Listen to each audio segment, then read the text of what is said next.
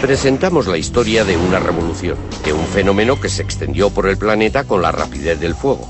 Es el relato de unos visionarios, de unos jóvenes rebeldes e ingeniosos hippies renegados. Durante 2 décadas mantuvieron entre sí duras rivalidades y disputas legales. Incluso se vieron envueltos en espionaje internacional con el propósito de convertirse en las estrellas de una nueva sensación, de un producto que los jóvenes de todo el mundo encontrasen irresistible y que produciría una peligrosa adicción. Hoy día es un negocio de miles de millones de euros que supera a Hollywood y que se dispone a superar a la industria discográfica como el negocio de ocio más lucrativo del mundo. Historia de los videojuegos.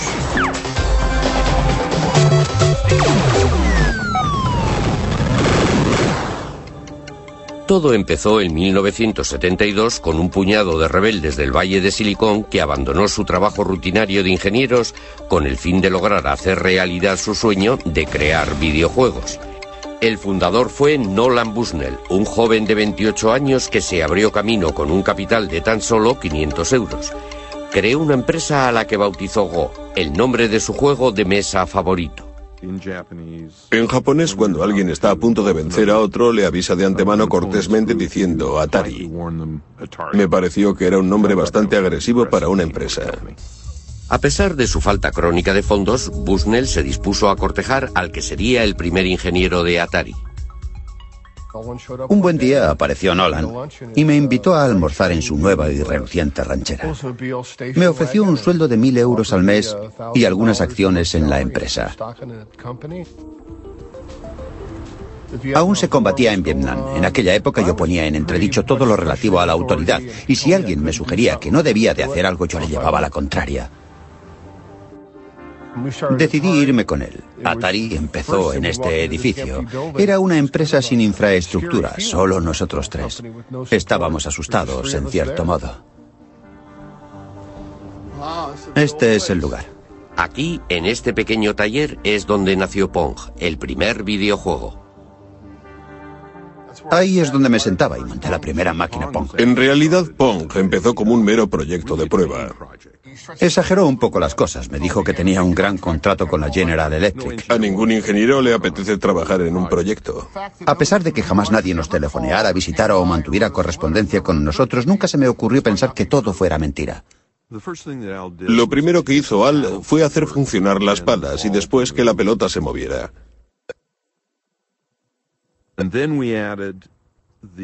El lugar donde la pelota golpeara la pala determinaría el ángulo de rebote.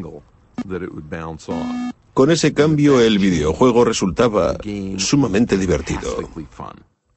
¿Pero la gente estaría de acuerdo? Bushnell y Alcorn instalaron su prototipo en la taberna local para comprobarlo.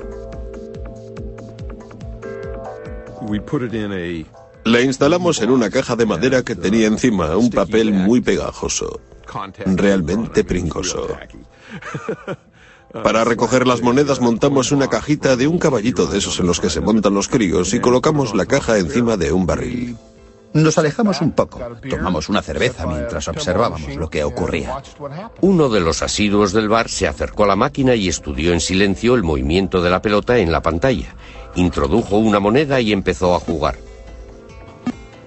Finalmente cayó en la cuenta de que había 2 mandos con los que se manejaban las raquetas y jugó la primera partida. Pronto una pequeña multitud se congregó a su alrededor para observarlo. Hasta entonces la gente no había visto nada en una pantalla televisiva que no procediera de un estudio. Aún recuerdo que una joven me preguntó ¿cómo se consigue una señal desde los estudios de televisión desde aquí?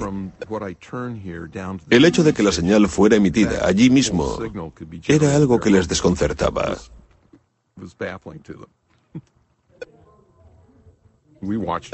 Estuvimos observando todo aquello y nos fuimos a casa. Al día siguiente nos llamaron para decirnos que la máquina se había roto. Abrimos la máquina y comprobamos que el problema era que la caja estaba tan llena de monedas que no cabía ni una más. Pensé, es un problema que fácilmente podremos solucionar. Cuando Nolan vio lo bien que funcionaba Pong, el dinero que estaba haciendo, se dijo, tengo una mina y lo que vamos a hacer es multiplicarla. Atari había empezado su andadura. Bushnell alquiló el local más barato que pudo encontrar. una pista de patinaje en desuso, y allí mismo montaron la primera fábrica. Cuando anuncié en la empresa que íbamos a montar 100 máquinas al día, todo el mundo me dijo, Nolan, estás loco de remate. Como no teníamos ni idea, acudimos a la oficina de empleo y contratamos a gente de la calle, entre la que había personas en libertad condicional y mala gente. Resultó un poco alarmante porque era un trabajo de aficionados. Entre las 6 semanas y los 2 meses estábamos ya montando 100 máquinas al día. La noticia se extendió y empezaron a diluviar encargos pidiendo Pongs, 10.000 solo para los Estados Unidos. Cogió al país por sorpresa. Teníamos solo 24 años. Acabábamos, como quien dice, de salir de la universidad y ya teníamos el mundo en nuestras manos. De una inversión inicial de 500 euros, Atari consiguió el primer millón. Poco tiempo después, lograron otro éxito mayor con la versión doméstica de Pong. Tuve la impresión de que el mercado doméstico podría ser potencialmente enorme. Un buen día Al se me acercó y dijo, creo que podemos meter todo esto en un chip y conseguir que sea tan barato que llegue a todos los hogares del país. Le contesté, adelante con ello. Este es uno de los primeros chips de Pong, siguiendo la lógica de las máquinas tragaperras y teniendo en cuenta que estos chips nos costaban solo 10 euros cada uno, podíamos fabricar un videojuego que podría venderse a 100 euros la unidad. Dar con alguien que vendiera el Pong doméstico representaba un reto mayor. No dimos con ninguna juguetería en todo el país dispuesta a comprárnoslos. Fue entonces cuando uno del equipo sugirió que deberíamos intentarlo con el departamento de deportes de los almacenes Sears. Sears nos encargó 150.000 unidades del Pong doméstico para las Navidades de 1975. Presentaba un diseño elegante con el fin de atraer tanto a los adultos como a los niños e incorporamos el logo de los telejuegos de Sears. Una vez más fue un éxito total para Atari. Sears puso en Pong todos sus recursos de marketing. En 1973 estaba ya a disposición del público lo último en aparatos caseros para videojuegos.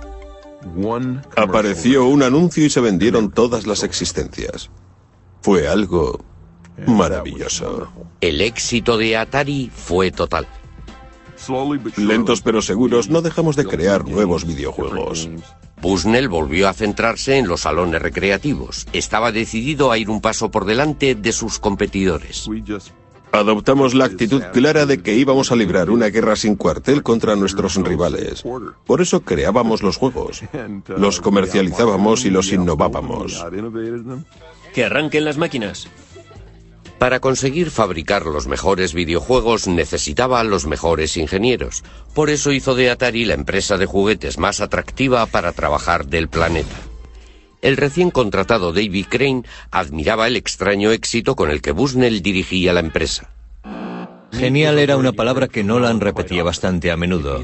Si a él le parecía que algo era genial, intentaría hacerlo porque pensaba que a todos los demás les tenía que parecer lo mismo.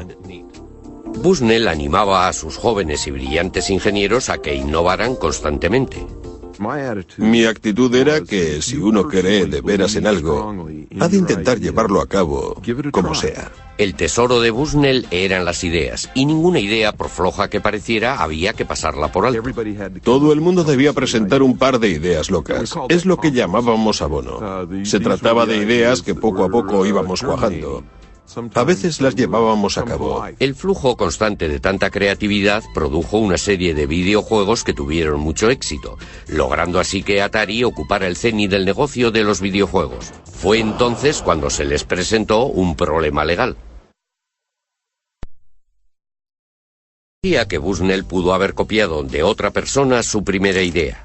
El litigio afirmaba que unos meses antes de que Atari fuera creada, Bushnell había visto un juego en una feria que era casi idéntico a Pong.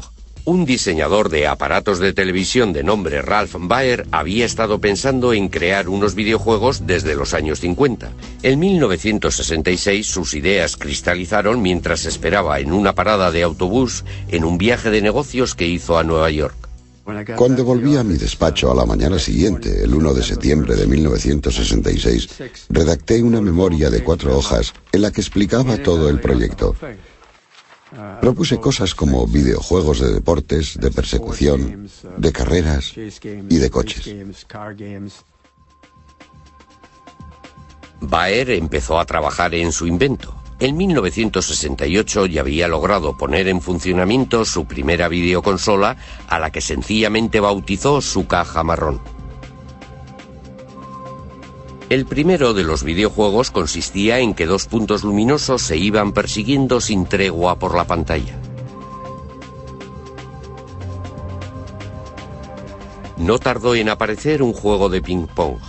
Esto ocurría 4 años antes de que Bushnell y Alcon aparecieran con su Pong. Magnavox Television firmó un contrato con Baer y produjo una versión muy cuidada de la caja marrón. El Odisea ofrecía 12 videojuegos diferentes. Cada juego tenía su color, que servía para hacer resaltar los gráficos que se iban superponiendo uno tras otro.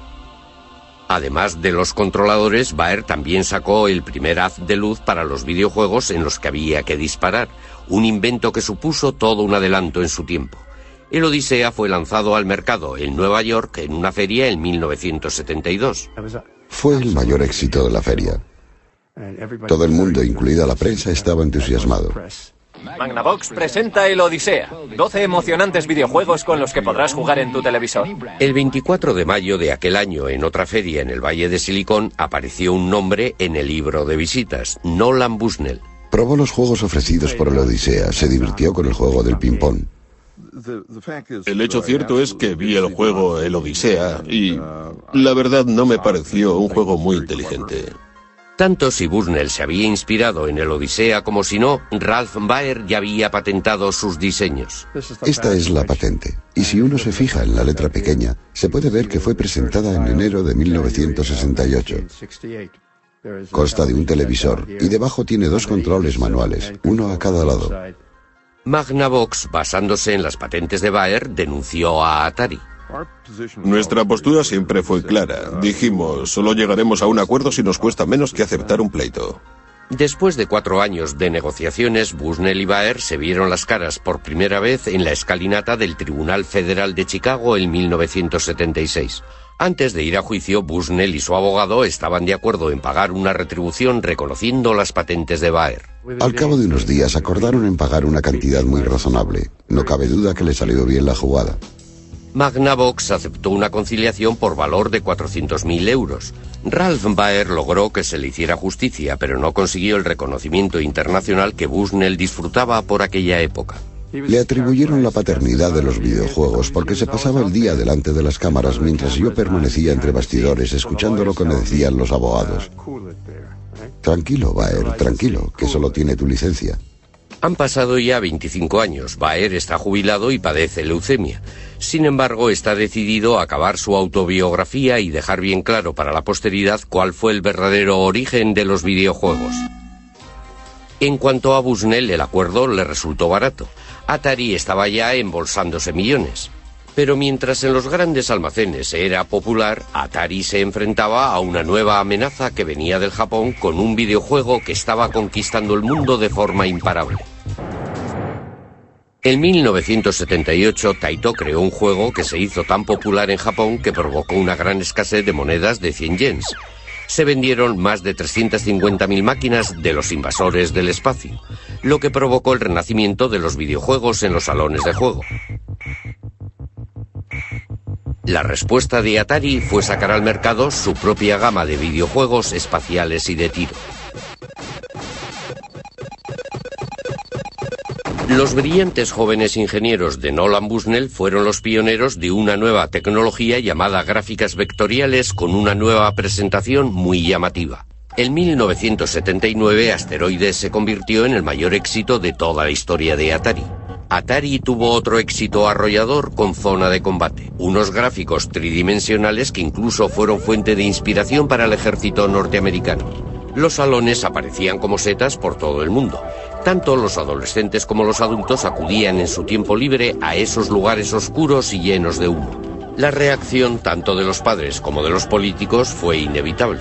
En la prensa pululaban a diario historias sobre jóvenes delincuentes y de chavales que hacían novillos. Los salones de juego fueron tildados de cuevas de perdición. Fue entonces cuando Atari presentó una solución. En 1975, sus ingenieros empezaron a trabajar en una nueva idea. un sistema en el que se podían llevar a casa en unos cartuchos los mismos videojuegos que los que disponían los salones recreativos. Este es el primer prototipo del sistema de videojuegos en cartuchos de Atari. Tiene todos los elementos que se necesitan en un prototipo. Tenemos el cableado y las palancas del videojuego del tanque. Sabíamos que necesitábamos esto para poder jugar a Pong, para poder jugar al videojuego del tanque, porque tenía que ver con los juegos teledirigidos y otros, pero no estábamos muy seguros de lo que íbamos a hacer con ello. Adelante, Controller, es el capitán de una nave espacial. El VCS fue lanzado al mercado en 1977, montado en una caja elegante con interruptores bien diseñados y los primeros joysticks en una consola casera. ¡Vamos allá! Debido a que Atari era el número uno de los éxitos de las máquinas para las salas de juego, fue capaz de producir una serie completa de aparatos para aplicar a todos los VCS. En 1980 Atari se hizo con los derechos de los invasores espaciales. ¡Ya están aquí! ¡Los invasores espaciales de Atari! Ya puede usted jugar en su casa con el juego más popular de cuantos hay en los salones recreativos. Acción en el espacio dentro de su hogar. Aquellas navidades se vendieron millones de consolas VCS, de modo que los adolescentes pudieron jugar en casa con los invasores del espacio. Les presentamos un estupendo nuevo videojuego de Atari llamado Pac-Man. Los ingresos conseguidos por Atari la convirtieron en la empresa que más rápidamente había crecido en la historia de los Estados Unidos. Pero la meteórica carrera de dicha empresa atrajo la atención de Warner, que le hizo a Bushnell una oferta que no pudo rechazar. Adquirieron Atari por 28 millones de euros, un negocio que se había iniciado con un capital de tan solo 500 euros. Todo el mundo tiene un Atari, la número uno en los videojuegos. En aquellos tiempos era un montón de dinero. Era mucho más de lo que yo había soñado jamás. Pero representó el principio del fin de Atari. Bushnell, al cabo de muy poco tiempo, acabó rompiendo con los nuevos propietarios. Estábamos lanzando al mercado los VCS y comenté a los míos, bien, se acabó lo de los VCS. Y me dijeron, ¿qué? Añadí, bueno, no, pero va a ser así. Y se quedaron horrorizados. Los nuevos dueños de la Warner estaban insatisfechos de la dirección de la empresa. Eran neoyorquinos y no lo entendían. Pensaron que todo era muy raro y empezaron a desmontarla trozo a trozo, a desmontar toda la cultura corporativista que teníamos. Y al final lo que hicieron fue aniquilar la empresa. Fue la cosa más torpe que he visto en mi vida. Finalmente, tras una serie de decisiones importantes tomadas por los nuevos jefes, Bushnell tuvo que abandonar su cargo. Le indemnizaron y le pusieron de patitas en la calle. La industria había perdido a su visionario pionero, pero no se habían acabado los problemas de Atari. Bajo la nueva dirección, los diseñadores estrella de la talla de Davy Crane no eran ya valorados por el papel que habían jugado en el mayor éxito que había disfrutado la empresa. Nos hicieron un montón de promesas que jamás cumplieron. Nosotros teníamos unos ingenieros clave que elaboraban los cartuchos para los videojuegos, que ganaban entre 50 y 60.000 euros al año. En 3 o 4 meses producían el software para un cartucho que podía llegar a venderse por un valor de 100 millones de euros. Si nos hacían pensar que no valíamos más que los encargados de poner los tirafondos de las cajas, eso quería decir que no estábamos en la empresa adecuada. Davy Crane y otros 3 diseñadores importantes abandonaron Atari y crearon su propia empresa, Activision. Tras 2 años de pleitos con Atari, se hicieron con los derechos para poder diseñar y producir sus propios videojuegos. El propio Crane diseñó el videojuego más exitoso de todos los tiempos, Pitfall. Todos los juegos que desarrollamos nosotros fueron grandes éxitos. Cuando La Trampa salió al mercado fue el mayor de todos los éxitos porque se vendieron muchos millones de unidades. Lo que en realidad estábamos desarrollando con Pitfall era el primer videojuego provisto de una consola. Activision volvió a encender la llama del espíritu creativo de la primera época de Atari, pero al mismo tiempo, sin quererlo, provocó un desastre. Fueron muchos los que se cegaron con el éxito de nuestro trabajo y desgraciadamente invadieron el mercado con productos que nadie quería comprar. Atari contribuyó a la pérdida de confianza en los videojuegos por parte del público, ya que había productos como el ET de muy baja calidad. Un videojuego de E.T., ¡guau! Muy pronto con ustedes. Millones de copias de E.T. acabaron en la basura. Deje que E.T. entre en su casa. El mercado de los juegos de ordenador se desmoronó y en 1983 la Warner anunció unas pérdidas de más de 250.000 euros, cayendo sus acciones en picado. Lamento haber vendido mi empresa a la Warner. Es la cosa más estúpida que he hecho en mi vida. En 1984 la Warner se deshizo de Atari y con ello fue declarada la muerte de los videojuegos norteamericanos. Pero en otros lugares, una nueva raza de diseñadores de tan solo 12 años que trabajaba en sus habitaciones estaba resucitando la industria que acabaría convirtiéndolos en adolescentes millonarios. En los 80, unos adolescentes británicos montaron una revolución en sus cuartos, en las aulas y en los patios de los colegios. Eran los alumnos más raros de la escuela. Unos genios de la ciencia que eran buenísimos en matemáticas pero con pocos amigos, y que sin embargo se iban a convertir en millonarios. Sí, empezó como afición y se convirtió en una obsesión, y luego en una carrera. Los gemelos Philip y Andrew Oliver eran unos típicos adolescentes británicos. Sus padres no permitían que hubiera una videoconsola en casa. Sin embargo, pensaban que un ordenador sí que era algo educativo. Muy oportunamente apareció en el mercado toda una serie de ordenadores personales baratos como el Spectrum ZX y el Commodore 64. Miles de progenitores británicos los adquirieron para sus hijos con la idea de que les ayudasen a hacer los deberes, pero los chicos tenían otras ideas. Sin que nadie les echara una mano, descubrieron que eran capaces de crear sus propios videojuegos como los que había en las salas de juego e incluso mejores. Nos fijamos en las salas recreativas. El problema en dichos sitios era que los chicos tenían que meter monedas cada pocos minutos para divertirse, mientras que con los videojuegos podían pasarse jugando toda la tarde. Los gemelos Oliver fueron autodidactas y partiendo de cero aprendieron a programar videojuegos. En 1982, con tan solo 13 años, presentaron su primer videojuego a una revista especializada que publicó su trabajo. El trabajo había sido bautizado Roadrunner. Fue estupendo acudir a la escuela y decir a nuestros colegas, mirad, es nuestro trabajo. Fue estupendo poder jugar con los demás muchachos. Eran unos bloques pintados con un solo color. Corrían por la pantalla y el camión se movía por la pantalla. Solíamos retarnos, a ver cuánto puedes aguantar. El camino se iba estrechando más y más, y con muchas más curvas, y todo ello al azar. Finalmente te sacaba del juego. La revista les pagó 75 euros, una bonita suma de dinero de bolsillo para unos adolescentes de 13 años. Luego se presentó la oportunidad de aparecer en la televisión. Se presentaron a un concurso televisivo en el que competían chicos de su edad. Elaboramos un videojuego, lo enviamos y ganamos el primer premio. Salimos en la tele, fue estupendo. Más tarde nos comentaron que habíamos sido los únicos que habíamos enviado un proyecto. En realidad no querían que preparáramos un videojuego, solo querían un diseño sobre papel. Habíamos creado un videojuego. Les llovieron ofertas para comprar sus juegos y la afición de los gemelos se convirtió en una pequeña industria. Preparamos toda una serie de Esos juegos. fueron los primeros. Este es el asesino P y la cueva P. Hubo muchas noches que las pasamos trabajando y al día siguiente íbamos a la escuela como si nada. Teníamos que interrumpir el proyecto que estábamos elaborando con todas las flechas y peñascos. Íbamos a rematarlo y... Teníamos que irnos a la cama y nos despertábamos con nuevas ideas para el juego. No hacíamos más que trabajar. Sospechábamos que llevábamos mucho tiempo trabajando cuando los pajarillos empezaban a piar en la ventana y comenzaba a amanecer. Y oíamos al lechero. Sí.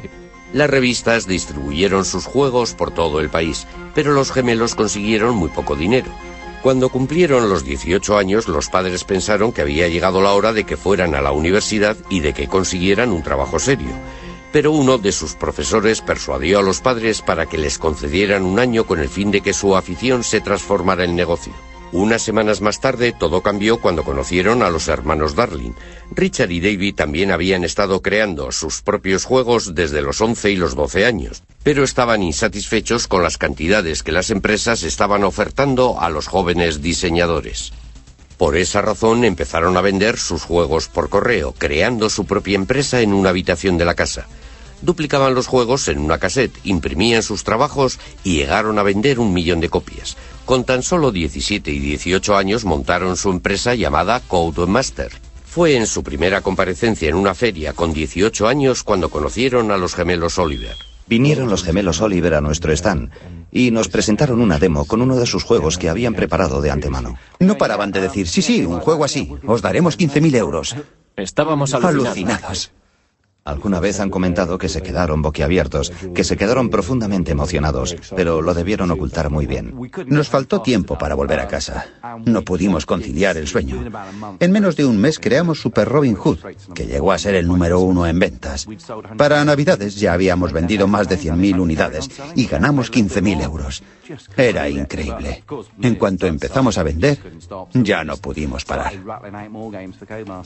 Fue la colaboración más exitosa en la historia de los juegos para ordenador. Calculamos que el 50% de los juegos de Codemaster fueron creados por nosotros. Los gemelos Oliver también estaban trabajando en un proyecto secreto. Querían inventar algo totalmente nuevo. Un juego centrado en un personaje animado. Dicho personaje no fue otro que Dizzy. Queríamos presentar un mundo de fantasía. Tuve la idea de que la cara del personaje tenía que ser tan grande como fuera posible, para darle un toque de personalidad. En Codemasters recibieron montones de cartas de fans que hacían toda clase de preguntas. Cada vez que íbamos nos decían que teníamos más correo de nuestros fans.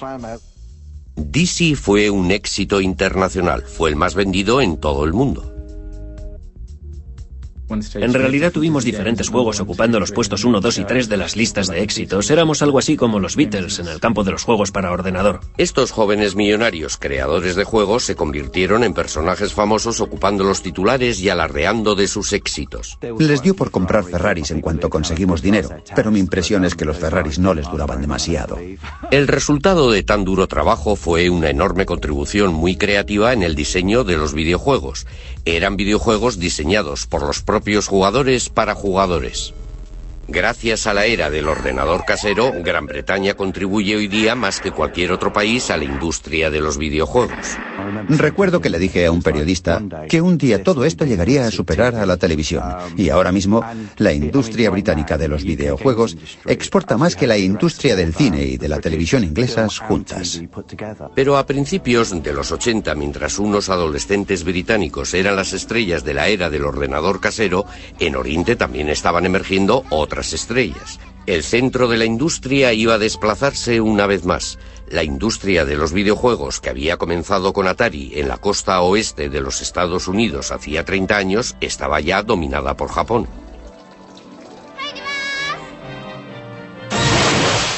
Los videojuegos casi se han convertido en algo sinónimo con Japón. Ello se debe en gran parte a una serie extraordinaria de videojuegos basados en diferentes personajes. Todos fueron desarrollados en los años 80 por un único genio creador. Desde Walt Disney ningún hombre había tenido capacidad de llegar a las mentes y tocar los corazones de los niños de todo el mundo como Shigeru Miyamoto. Hubo un momento en el que caí en la cuenta de que los videojuegos podrían ayudar a la gente a expresar sus emociones. Desde entonces, los recuerdos de mi niñez han quedado reflejados en los videojuegos que he creado. Miyamoto creció en Sonebe, una pequeña ciudad provinciana cerca de Kioto. De niño, en el seno de una familia tradicional, transformó todo cuanto le rodeaba en un mundo de fantasía que empezó a explorar. Estaba siempre como absorto. Se pasaba mucho tiempo dando rienda suelta a sus sueños. De adulto, a la hora de trabajar, se basaba en la manera de jugar que había tenido de niño. Le recuerdo describiéndonos un paseo a través de un bosque que había cerca de su casa, y que en su imaginación era algo extraordinario. Se imaginaba un montón de cosas que estaban sucediendo a su alrededor y que los demás éramos incapaces de ver, como caminos que llevaban a alguna parte. Miraba hacia arriba y no solo veía un trozo de cielo azul, sino que allí veía una trampilla secreta que le conducía a un nuevo mundo. En 1980, Miyamoto ofreció a Nintendo su visión y creatividad. Con base en la antigua ciudad de Kioto, Nintendo llevaba produciendo casi 100 años Hanafuda, los naipes tradicionales japoneses. Pero cuando su presidente Hiroshi Yamoshi se enteró del éxito de los videojuegos, como por ejemplo el de los invasores del espacio, transformó la empresa en una productora de juegos para ordenador.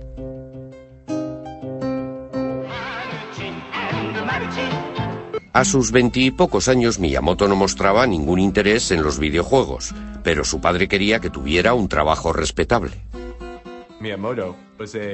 Miyamoto era un artista imaginativo, creativo, inventivo.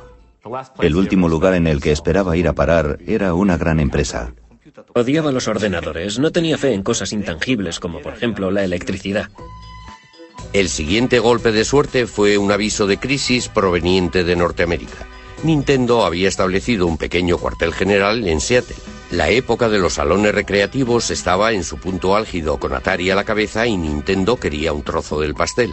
La rama norteamericana de Nintendo había encargado 2000 unidades de un juego muy exitoso en Japón llamado Raiders Cop, pero en Norteamérica fue un desastre. Le solicitaron a la oficina principal en Kioto que creara algo que lo reemplazara. Como no disponían de un diseñador, tomaron la decisión de dar al empleado más novato su gran oportunidad. Miyamoto se quedó totalmente desconcertado y agobiado ante tal idea. Empezó a investigar. Acudió a los salones recreativos para poder ver y observar a los adolescentes que se divertían con aquellos videojuegos e intentó entender de qué se trataba. Empezó a forjar su idea y a considerarlos como si fueran películas. ¿Por qué no iban a poder contar una historia? Miyamoto creó una historia sencilla y unos personajes llenos de color en el juego que acababa de inventar. Permítame que le muestre el primer boceto que preparé para Donkey Kong. El gorila se escapa de la jaula, atrapa a la chica y se fuga con ella.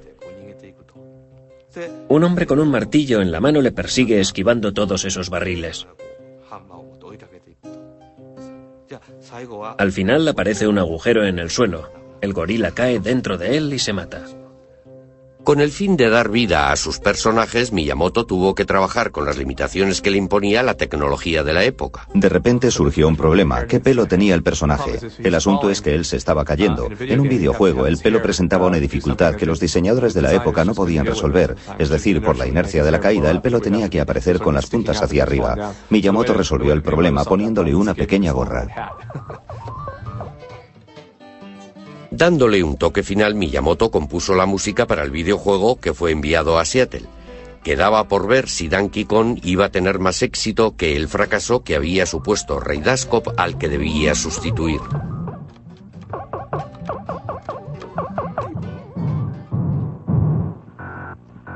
En cuanto los norteamericanos vieron el juego, pensaron que sus homólogos japoneses estaban completamente locos.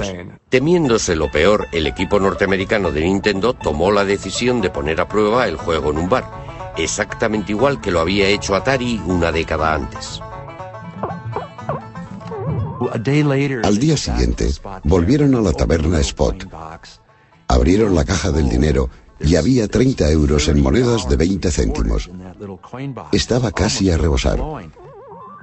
Eso quería decir que la máquina había estado funcionando sin parar todo el tiempo que el bar había permanecido abierto, desde la mañana hasta la noche. Comentaron: vaya, qué aberración es esta.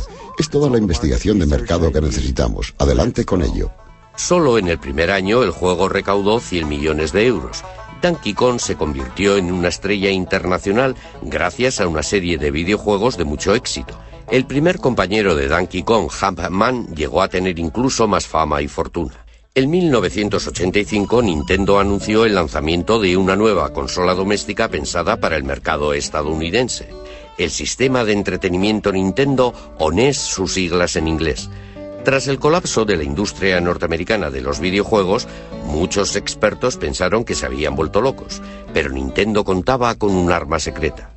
Con su nueva creación, Miyamoto consiguió que los videojuegos adquirieran otro nivel. Jumpman se reencarnó en un fontanero italiano de nombre Mario. Mario se convirtió en una atracción universal. Mario es capaz de hacer unos ejercicios físicos extraordinarios, como dar grandes saltos, pero no es un superhéroe. Se hunde en el agua y se hace daño si cae de las alturas.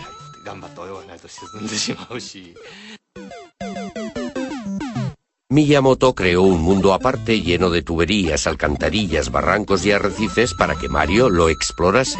Además, inventó un ejército de monstruos animados para que Mario se enfrentara a ellos. En las pruebas de la primera versión, Mario era enorme. Luego creé al pequeño Mario. El juego cobró más interés con los dos hermanos. Más tarde me pregunté qué comida mágica podría transformar al pequeño Mario en el Mario grande. Fue cuando creé esa enorme seta roja. Estaba creando ese universo maravilloso que él mismo estaba contemplando a través de un espejo. Enseguida aparecieron otras series y Mario se convirtió en una superestrella internacional. En una encuesta realizada en 1987, Mario fue reconocido por más niños norteamericanos que el propio Mickey Mouse. Fue entonces cuando Miyamoto desveló su obra maestra.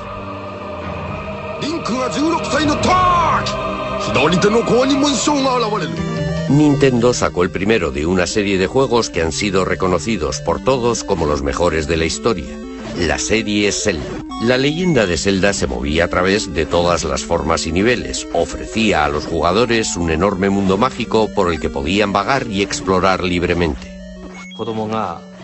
La historia se inicia con un niño que está en medio de un campo. Carece de espada y escudo. El jugador empieza poniendo nombre al niño, pero no tiene ni idea de qué ha de hacer a continuación. Anda vagando por el campo buscando algo que hacer. En aquellos tiempos fue una idea muy atrevida. Zelda estaba inspirada en la infancia de Miyamoto cuando andaba y vagaba por los campos del entorno de su casa. Subía a los montes atravesando bosques y espacios rocosos. Finalmente llegaba a un gran lago.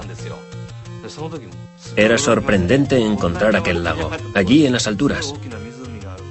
Parecía un mar enorme. Esa imagen ha sido muy utilizada en Zelda. Incorporé muchas cosas que había que ir descubriendo en Zelda. Eran detalles que pretendían ayudar a que el héroe dejara de ser niño y se convirtiera en todo un adulto. Mientras el niño va creciendo, el jugador piensa: yo solía asustarme con esto, pero ahora ya soy fuerte. Ese es el juego que yo estaba empeñado en crear. La leyenda de Zelda duraba más de 100 horas en las que los jugadores de todo el mundo se quedaban perplejos, fascinados. Fue todo un fenómeno que rompió todos los esquemas y estableció las bases de un género que desde entonces ha dominado el diseño de los videojuegos. A finales de los años 80, Nintendo vendió más de 30 millones de consolas NES, cientos de millones de videojuegos que supusieron una cuota del 80% de todo el mercado. Nintendo se convirtió en el amo absoluto de la industria de los videojuegos. Lo iba a demostrar al presentar un sistema de videojuegos radicalmente distinto que resultaría atractivo tanto para los niños como para las niñas e incluso para los adultos. Todo cuanto necesitaba era lanzar al mercado el juego perfecto, pero para conseguirlo tendría que disputarlo y arrebatarlo de las poderosas garras del KGB ruso. A finales de los 80 se forjó la amistad entre dos diseñadores que estaban tras el telón de acero. Una amistad que haría a uno muy famoso y al otro muy rico, y que consiguió que el videojuego Boy de Nintendo se convirtiera en una de las máquinas con más éxito de la historia. La clave de dicha amistad estuvo en un videojuego llamado Tetris. En 1988, Henk Rogers, un diseñador de origen holandés, estaba de viaje intentando importar al Japón nuevos videojuegos. La primera vez que vi Tetris fue en una feria de bienes de consumo electrónicos en Las Vegas en 1988.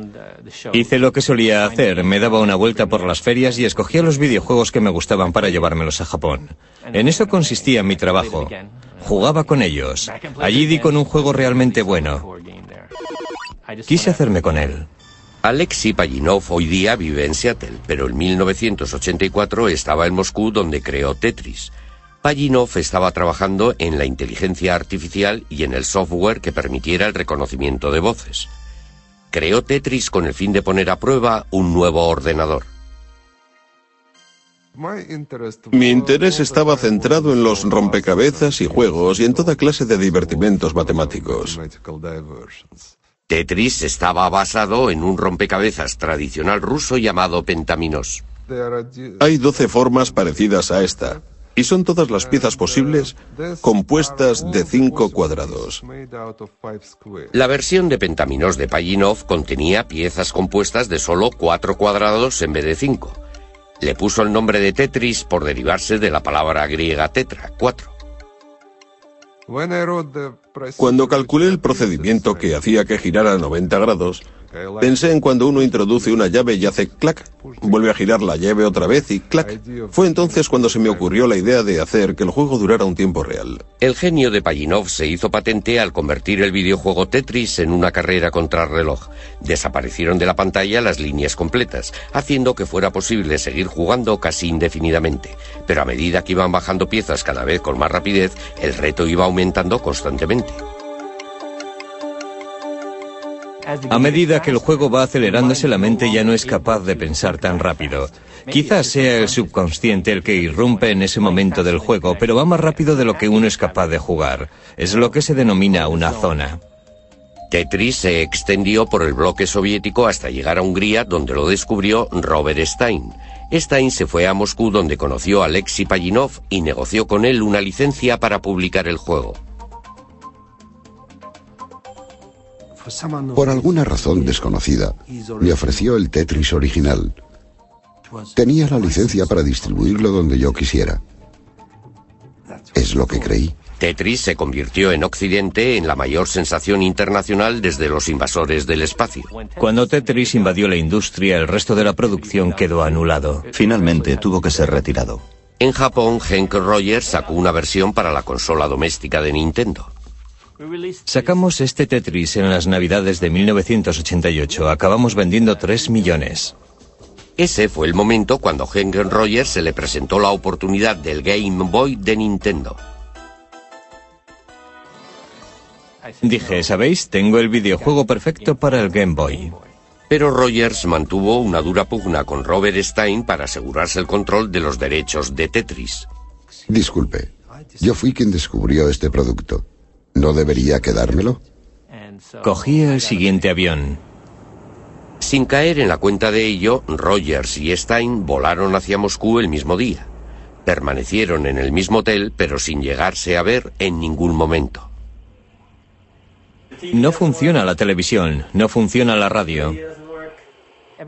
En aquella época todo el mundo pensaba que nada iba bien tras el telón de acero. Era algo que realmente daba miedo. Rogers acudió a Moscú sin saber nada acerca de la Unión Soviética y sin hablar ruso. Sabía que tenía que buscar una organización llamada el Org y eso era todo. Para sorpresa suya, no tuvo ningún problema a la hora de contratar a un intérprete que hablaba perfecto inglés. Te llamas Alan no sé qué. Todos pertenecen al KGB. No hay modo de conseguir un intérprete que se preste a ayudarte a hacer negocios. ¿Es este el edificio? Sí, este es el edificio. Todas las reuniones han de recibir el visto bueno del KGB, y yo me presenté allí como caído del cielo. Al final el señor Belikov bajó y le expliqué que yo era uno de los que distribuía Tetris en Japón. Me dijo, ¿de qué máquina se trata? Le contesté que era para Nintendo. Añadió, pero si jamás hemos cedido esos derechos a nadie. Pensé durante un buen rato que yo estaba metido en un buen lío, porque en su opinión yo era un auténtico pirata. Posteriormente, aquella misma mañana, Rogers conoció a Alexei Pajitnov. Les presento al siguiente invitado, el mundialmente famoso señor Pajitnov. Vaya, mundialmente famoso. ¿Famoso por qué? Porque en el mundo... Me llamo Alexei Pajitnov. Nos hicimos amigos rápidamente porque en cuanto hablamos del diseño de videojuegos tenemos algo en común de lo que podemos hablar. Su inglés no era muy bueno, pero sí lo suficiente. Henk fue la primera persona que entendió y a la que de verdad gustó el videojuego. Es lo que percibí de inmediato. Todo el mundo en Moscú en aquella época, incluido Alexei, estaba paranoico a cuenta de que cualquier conversación que se mantuviera fuera escuchada por gente que no tenía por qué oírla. Por esa razón, siempre que quería decirme algo, me guiñaba el ojo y nos íbamos a un parque. Finalmente iniciaron las conversaciones sobre la compra de los derechos de Tetris. Allí había al menos de 8 a 10 personas, algunas de las cuales pertenecían sin ninguna duda al KGB. Yo estaba confinado en una habitación a 3 grados en la que me hacían toda clase de preguntas. Lo que Rogers desconocía era que los rusos estaban negociando también con Robert Stein en otra habitación del mismo edificio. Mi objetivo consistía en intentar hacerme con todas las licencias que fuera posible de todo lo que quedaba. Sin que ninguno de los dos lo supiera, que Bill Maxwell, hijo del magnate de la prensa Robert Maxwell y presidente de Mirrorsoft, editores británicos de videojuego, también estaba en Moscú. Kevin estaba moviendo los hilos, estaba diciendo, si no hacen el trato conmigo, mi padre va a ir a hablar con Gorbachev y ustedes van a tener serios problemas. Ese fue el método que aplicó en sus negociaciones. Pero Rogers tenía a Pajitnov de su parte y tenía todo el apoyo de Nintendo para presentar una oferta generosa. Tras 4 días de negociaciones, al final dijeron que sí. Pajitnov y Rogers lo celebraron en el único restaurante nipón que había en Moscú. El acuerdo le convirtió a Rogers en multimillonario. Le odié, pero en realidad solo hizo lo que cualquier negociante habría hecho en su lugar. Hoy he perdido Dios sabe cuántos millones de euros y no me siento muy feliz, que digamos. Nintendo resultó el gran ganador. Además de Tetris y el paquete de videojuegos, se vendieron en todo el mundo 32 millones de consolas Game Boy, casi la mitad de ellas para adultos.